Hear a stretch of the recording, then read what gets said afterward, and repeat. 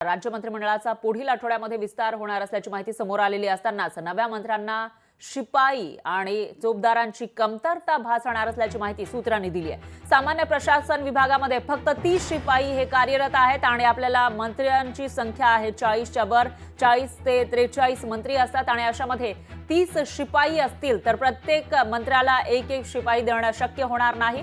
1998 पासून शिपाई पदाची भरती झालेली नाहीये आणि त्यामुळे नवे मंत्री जरी मंत्रिपदावर विराजमान झाले तरी देखील त्यांना शिपाई आणि चोपदारांची कमतरता भासणार असल्याची माहिती सूत्रांनी दिली आहे। त्यामुळे आता तरी ही शिपायांची भरती केली जाते का ते बघावं लागेल। मात्र 1998 पासून म्हणजेच तब्बल 26 वर्षांपासून शिपाई पदाची भरती झालेली नाही अशी माहिती समोर येते आणि सध्या या ठिकाणी फक्त 30 शिपाई कार्यरत आहेत। त्यामुळे आता मंत्र्यांच्या दिमतीला शिपाई नसतील असंच चित्र येत्या काळामध्ये दिसू शकतं।